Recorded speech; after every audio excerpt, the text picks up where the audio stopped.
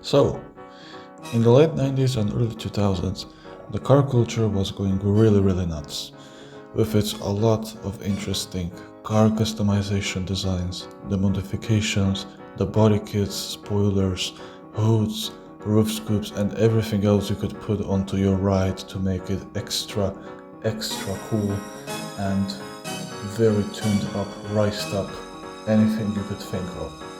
And this was really impressive for a lot of people who wanted to build their own rides, and they were inspired by many car culture magazines and everything that was back then. One of the things that also made people create their own imaginations was video games, because video games around that time were really charming, and when it came to the racing games, it was also very charming, especially with the open world street racing games that allowed you to tune your vehicle into anything you wanted. For example, Need for Speed Underground series, the Street Racing Syndicate, Juiced, and that one Top Gear game from 2004, and a couple of other games that were released back then. But there is one franchise that stands out in my opinion as the best one ever created, that defined this car culture very well. From 2000 until 2009 or 2010, there was a racing game franchise with 4 games only that could surpass Need for Speed at any time it could, and it wanted. The franchise in the question is Midnight Club, developed by Rockstar San Diego, previously known as Angel Studios, and published by Rockstar Games. Midnight Club defined exactly what the car culture was back then. With the first release in the year 2000 as one of the PlayStation 2's launch titles, until the last release of Midnight Club Los Angeles, the Complete Edition, this is going to be a really good journey, with the first video of the first review for the first game ever created in this wonderful, underrated, forgotten franchise abandoned by the Rockstar themselves. So stay tight, because this is going to be a crazy driving journey.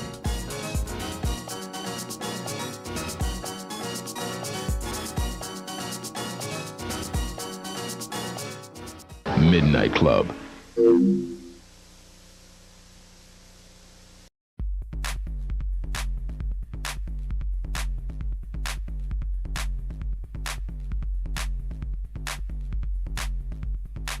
So, Midnight Club Street Racing. As I mentioned earlier, it was released as one of the first PlayStation 2 games for the system itself, developed by Angel Studios and published by Rockstar Games. It was released on October 26, 2000 for the PlayStation 2, later released onto other regions. It also received a GBA version. But, yeah, I don't think it's worth talking about this one. But anyway, let's move on. So Midnight Club Street Racing originally was as one of those first racing games with the arcade style racing, something that you had with Angel Studios' previous project known as Midtown Madness 2, which they made for Microsoft, since Angel Studios originally were planning to make the music videos and other 3D animations, until they found big, and I mean massive, interest for making video games. For example, one of their really known works is also the Nintendo 64 port of Resident Evil 2, which was very impressive for its time. But back to the Midnight Club, they developed under the Rockstar's management. The game was starting to be developed from like late 90s until the October 2000. There were supposed to be 3 cities within the game: New York, London, and Tokyo. The Tokyo was cut out during the development so that the game would be released on time and everything would be done as they were expecting. The game's overall design looks like an arcade machine-based video game. You can clearly see that within the main menu screen already. But let's move on to the career mode. So, you start the career mode as a New York City taxicab driver. you basically meet up with Emilio, one of the members of the Midnight Club driving racing club, that he invites you to race and become a part of it. Hey, don't get left behind. Bye-bye. So, after you meet Emilio in the starting line and all of the other opponents with him, you basically meet up with him and later on within the others by getting their numbers, their phone numbers that they give you to win their vehicle by winning in pink slip race between them. These events are not that difficult, however, the physics can mess you up. Yes, we'll get to that later.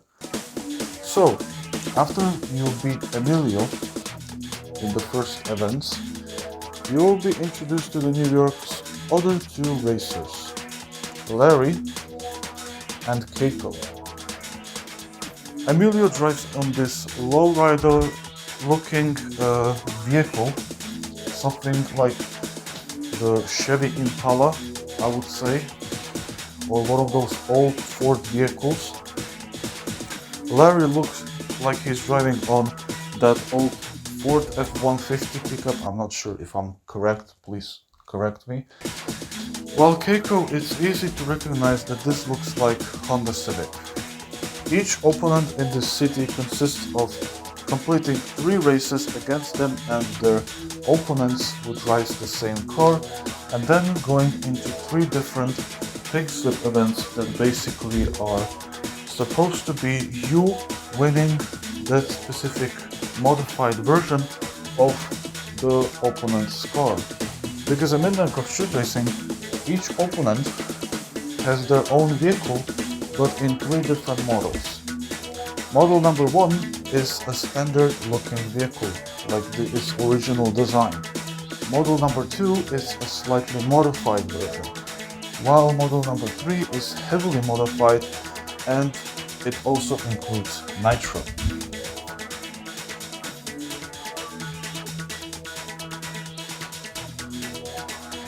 Upon your defeat the New York City bosses, you will be introduced to meet up with the city champion, or let's say New York champion, named Kareem, which I can already tell you is extremely painful to even follow him because of his goddamn rubber banding that he has within the game itself.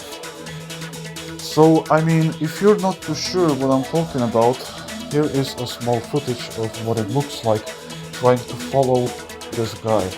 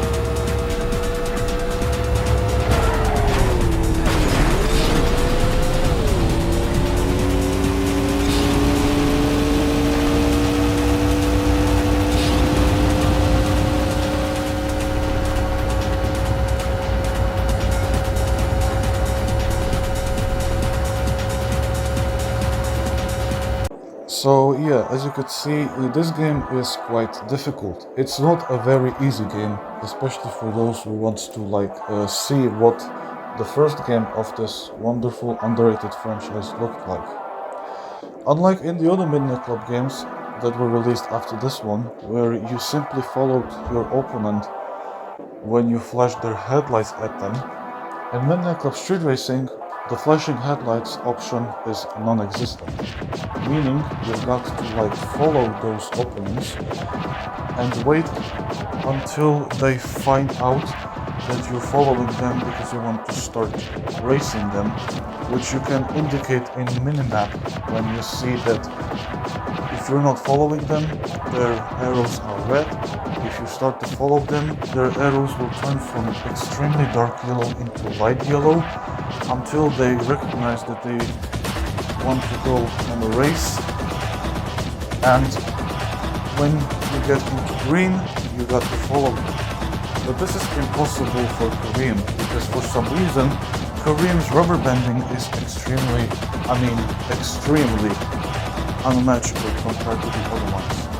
Hell, even his rubber banding in London is not as bad as it is when he's New York champion event in New York itself.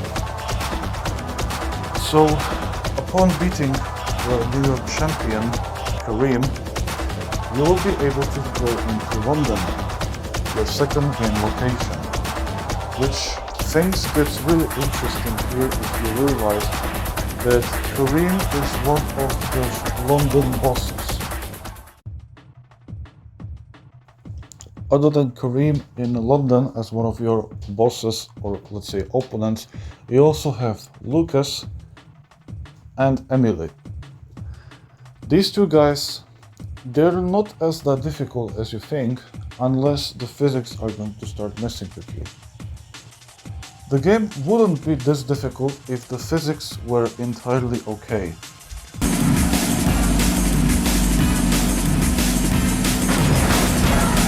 But the fact that this is based off of the Midtown Madness, which also had pretty interesting physics to say at least, I mean, this is not even like debatable at all. You can clearly see how the physics went within this game. They didn't age very well. And many people complain about the physics. I'm not even joking. But after, you realize what the progress of doing in London is, you could basically drop the game right in here, because it's basically the same thing. What consists of in London is basically doing the same progress all over again, just like in New York.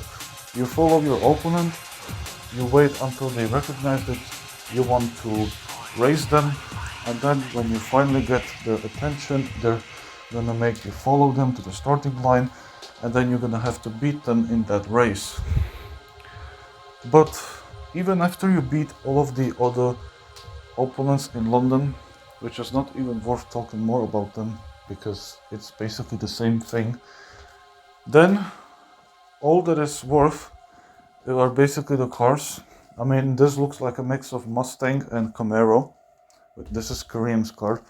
This is an obvious, very obvious, cheap looking Mini Cooper, which is owned by Lucas. And this one is like one of those older BMW M5s. This is according to the Internet Car Game Database video game cars page, by the way. But otherwise than that, the next thing that is waiting for you is the London Champion. London Champion is the big... I can't even say it because I might get demonetized. This is basically the most fuckable guy within this game that you haven't even properly raced against. This is your only time going to race against him in the final event before the actual World Champion event itself. If you want to know exactly what I mean, then if you remember from a few minutes ago when I said that how impossible it is to keep up with Kareem, that's basically the same thing with this guy, but that's like 2 times worse because this guy's rubber banding is, I don't know, it's literally trying to compete with Need for Speed Underground rubber banding or something, I don't know. But yeah, I remember like during my playthrough, which I have on the channel by the way, every time when it came to these kind of opponents, I could not, and I mean I could not just like start from the main menu as I always started recording the episode.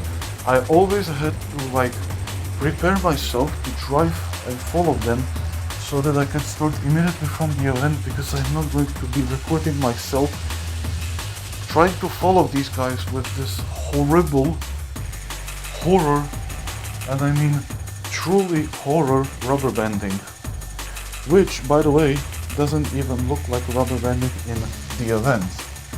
But this event, the London Champion event, has fucked me up very bad, because this is basically the worst, and I mean the worst I have ever been raging in this whole goddamn game in career mode. We haven't gotten ourselves in arcade mode, we'll get there very soon. But somehow I managed to beat this guy and meet the world champion, the final boss event of the game. So when you beat the world champion, you will basically receive the world champion title. If you've beaten those two, I forgot to mention, you will also receive a city champion trophy like this.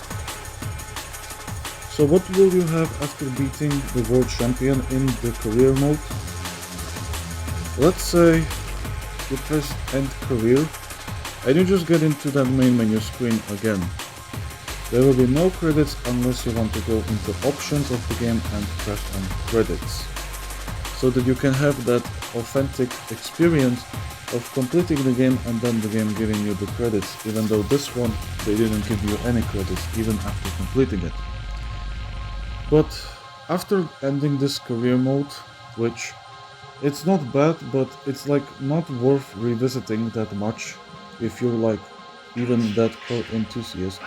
Like, listen, I don't hate this game, I pretty much love it because I love all Midnight Club games, but unfortunately I don't think that this is like that type of career mode worth to replay every time you want, or anytime you want.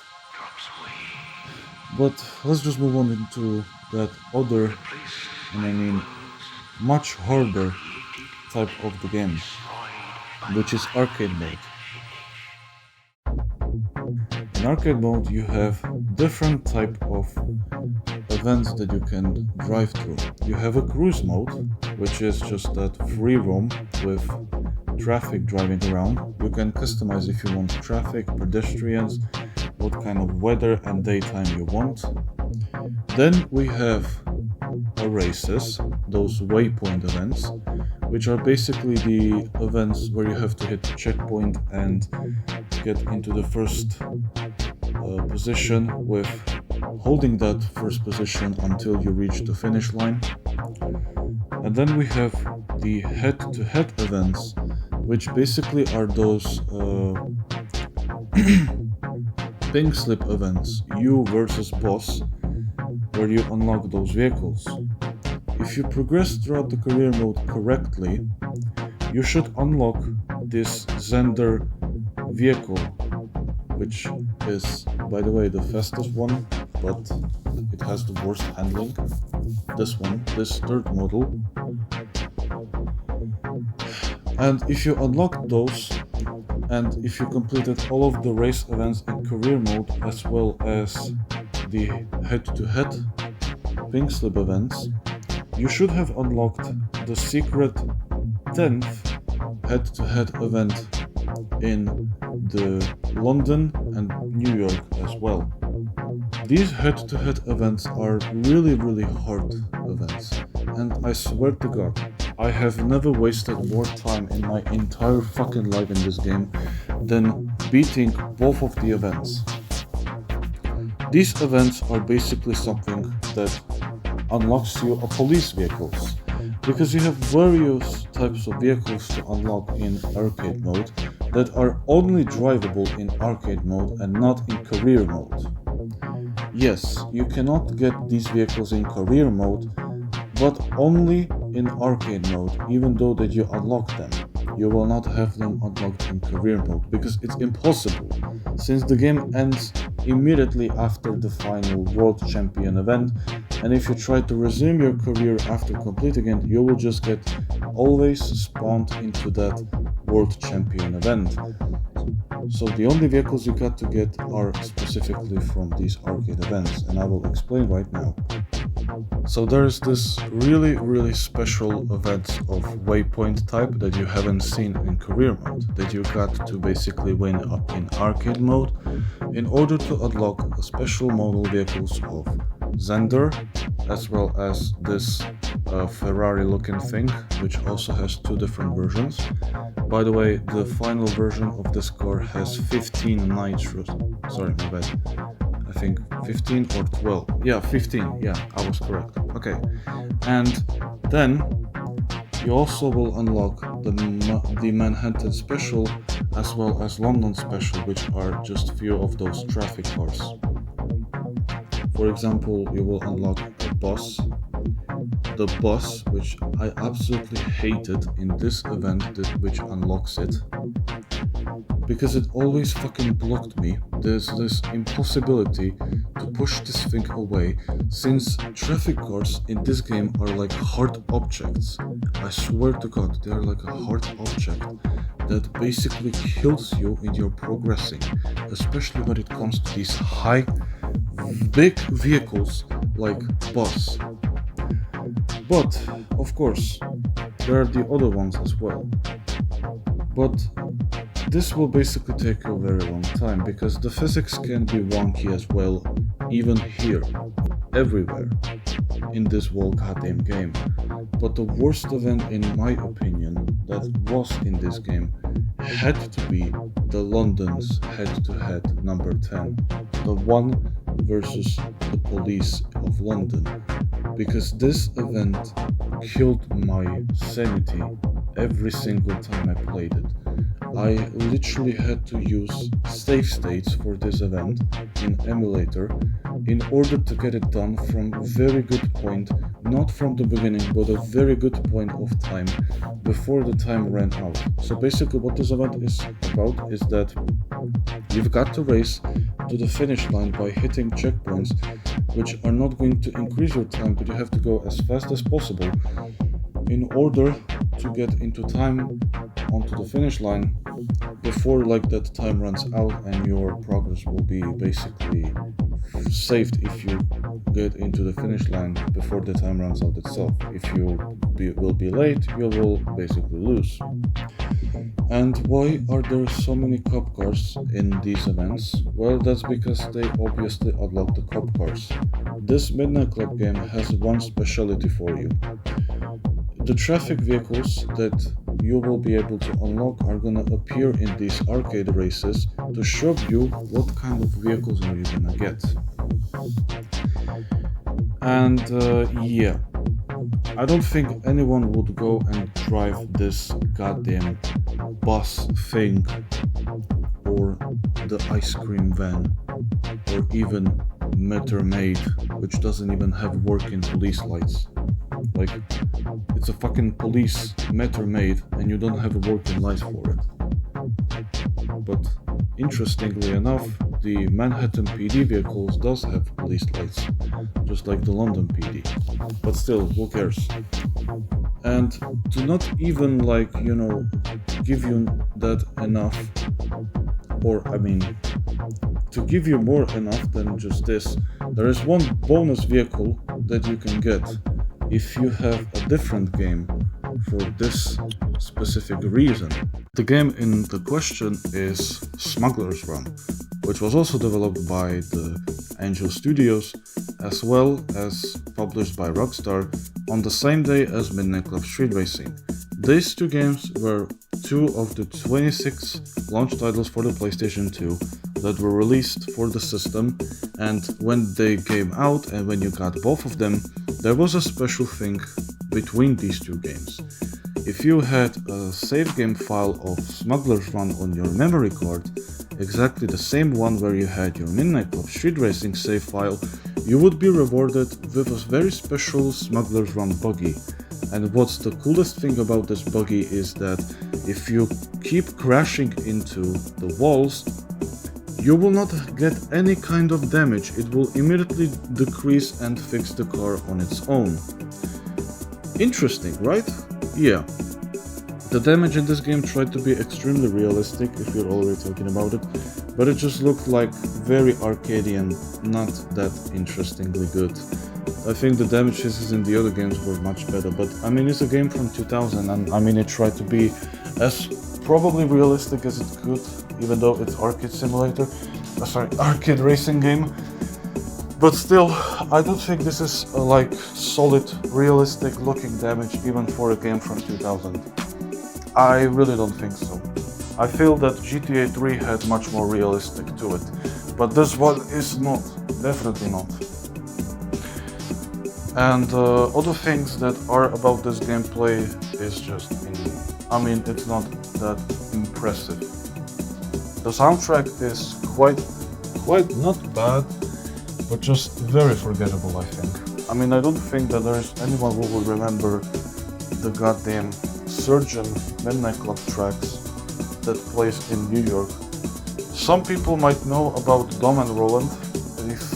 If they play the Dirt game, they will know that there are VIP versions of two songs from Midnight Club Street Racing called Imagination and Soundwall, but it's just really forgettable. I mean, it's not really remembered like you remember it or something like that. It's just really forgettable.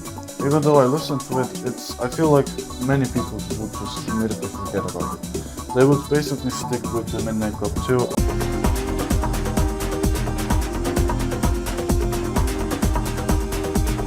Fucking big time, king of the hood, everything wood, look like a forest in that bitch and I'm a pud. And even LA soundtrack, but I don't really think with this one.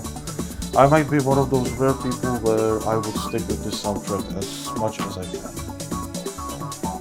Okay, and the last thing that probably I can talk about this game are basically, I think, the card selection. I really don't think there's anything more to talk about this game. I tried my best to look after everything. I've looked first into the game's development, the story, if there is an existing one in this game. Then I looked into the gameplay, the career mode itself, then the arcade mode, the special events in arcade mode, and even the soundtrack. We've looked at it, the damage physics, the gameplay, and overall, it's just like this. The visuals, you can clearly tell that they are those pre-GTA 3 visuals, but the atmosphere just feels like that kind of early GTA 3 atmosphere, even with the art design, like I said, the visuals and everything. The sound design is not bad, but not good either. But what about the cars, at least? Well, like I said, there are always three different types of vehicles in their own modified categories. Like there's this one vehicle that you can have in three different models depending on how they look. And there are taxi cabs. You have this thing as a taxi cab, which, by the way, in the earliest build, it was a complete construction machine. This is a footage from Matt J155. You can watch that video. Everything that I show here will be in the description. And I mean, then you also had these lowriders, you had the pickups, you had the Civics, the Mustang Camaro thing, this BMW, the Mini Cooper, then this Ferrari looking thing again, that for some reason, according to Internet Game Car Database, this model is supposed to be Nissan Skyline. I really don't think any resemblance of the Skyline GTR R34 on this model, but okay, I think. And then you had the Zender, which this is basically the only vehicle, by the way, that actually has this name even in real life. I'm not even joking. It's the only one that has like the real life name adaptation even in this video game, despite the Rockstar not having licensing for the vehicles. Because, licensing costed back then a lot, and Rockstar couldn't afford the licensing for the real life licensed vehicles that they wanted to use. So they basically did what I said. They basically took the real life vehicles and just re-edit them into those 3D models for the game to make them look unlicensed, but still staying to the true original real life designs that we have and know in real life itself. And then we have those other vehicles, like I even forgot to mention the secret vehicles, which you can find only in arcade mode all around New York and London. In New York, there are two hidden spots over here in this window of the building and here at this roof of the small building over here. If you drive to them, you will hear a really interesting sound.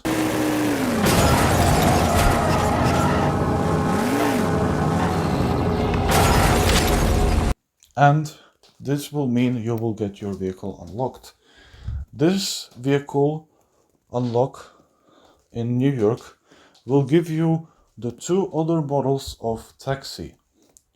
This heavily customized taxi, and then this Marauder that basically, like I said, used to be a construction machine in the beta version of the game. And what about in London? They are much more difficult to get in London, but if you get lucky somehow, especially with the game physics, you will be able to get the Kuruma vehicles. Yes, there is a special Kuruma vehicle, which you might know the name Kuruma from the GTA 5, that basically is a combination of Toyota MR2 and the Mitsubishi 3000 GT. And I have to say, Kuruma, the last model, this one, is the fastest one you can drive in this game. And this is the one I used for those head-to-head events in London and New York. Well, I used this one for London, the standard one, whilst this heavily customized in New York. And no, I was not actually 100% right about saying that every vehicle in their level 3 category gets nitro, because not all of them gets, only certain vehicles. But still, it's really interesting if you think about it, to have a 15 nitro bottles in this one goddamn heavily customized vehicle. Like, look at this, and then look at this. This is just insane. But this is as far as Rockstar could get. And this is also as far as I could get as well with this game. There's nothing much more to talk about. Like I said, I already talked about the development, the story of the game, if there is one, the gameplay, the design, the cars, the characters, which is with the gameplay itself, the music, and everything else I could talk about. So this is basically the end, if you can call it like that. So it's time for an outro. So, and here is the end of our video, and I mean our first review video for the Midnight Club franchise.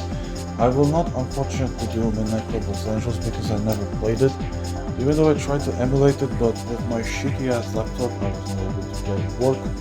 So I'm hugely apologizing, but there will be no Midnight Club Los Angeles review from me. I will only do for the trilogy that is on the PS2. And the next one is going to be Midnight Club 2, and we will see what I think about this game, and how long is it still going to take me to beat it before I will be able to even do the review video for Midnight Club 2, because I'm still progressing throughout the game. Thankfully, with certain amount of luck, I'm already in Tokyo, the last city, but I don't think that I will be able to get this done in a very short time. I just hope I will be able to get it done before the end of this summer break. But anyway, thank you very much guys for watching. let me know your thoughts about the game in the comments. And if you would like to see more of these kind of reviews on other games that I played and I want to make a review on, then let me know down in the comments. If you would like to, you can support me only here on YouTube. I don't have any other social medias. I'm not active anywhere else where I would post these kind of teasers or where I would be active. I only have YouTube where I'm active and my Discord server, which is always in the link in the description if you would like to join. Join if you want, but not forcing or anything, just letting you know. So yeah, I'm not active on Facebook, Instagram, TikTok, Snapchat, or anywhere else where any of these YouTubers would be active at. I'm not even active on Twitch. I'm only active here on YouTube and my Discord server, which I always have in the description. Nowhere else, only YouTube and Discord, and not on other social media platforms, like I mentioned, like on Instagram, Facebook, TikTok, or other ones. Only YouTube and Discord. But anyway, thank you very much guys for watching, and I'll see you in the next one. Bye and have a great day everyone.